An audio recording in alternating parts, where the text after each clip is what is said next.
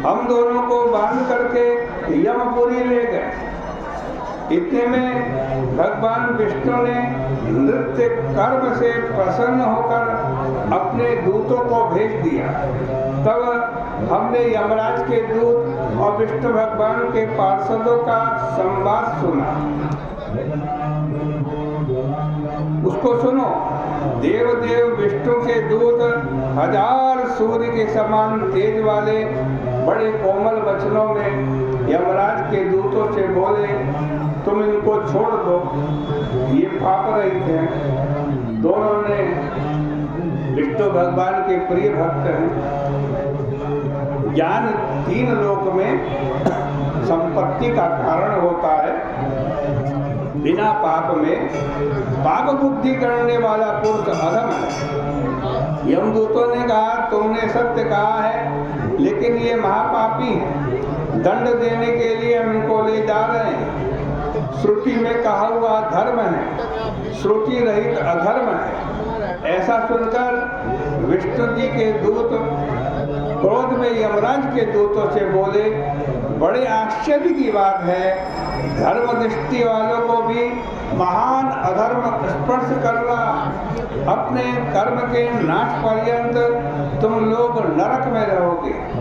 जब तक चंद्र सूर्य पूर्ण संचित पापों का प्रायश्चित कहाँ देखा गया है? बार बार पाप क्यों करते हो? श्रुति में कहा हुआ धर्म है, इनसे किए तो धर्म कहते हैं। इन दोनों ने विष्णु भगवान के मंदिर में नृत्य किया है, ध्वजारोपण की है, इसलिए ये सब पाप से छूट गए हैं। इनको छोड़ो, देरी मत करो। मरण के समय भगवान का नाम सुनने से परम धाम मिलता है। भक्ति से नाम लेने पर तो क्या कहना, महापाप उपपादक से युक्त भी भगवान के भक्तों के देखने से ही परम पद मिलता है।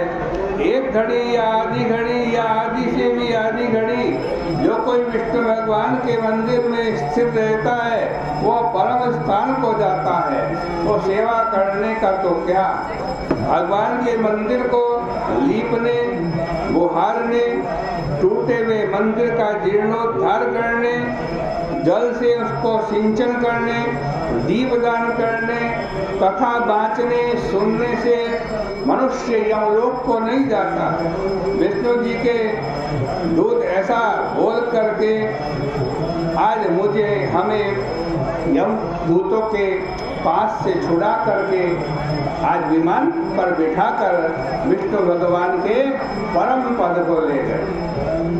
हम दोनों विष्णु जी के निकट में गए। जितने दिन हमने वहाँ भोग किया उसको सुनो।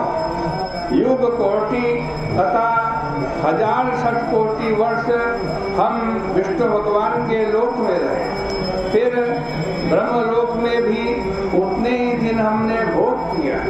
हे मुने, फिर पृथ्वी में राजा हुए। यह भी विष्णु भगवान के आशीर्वाद के से हमारे को यहाँ पर अतुल संपत्ति है। अनिच्छा से करने से इस प्रकार का फल मिला। भक्ति से विष्णु भगवान का पूजन करने से परम कल्याण मिलेगा। विभांडक मुनि इस प्रकार सुन के राजा की सराहना करते हुए तपोवन चल गए।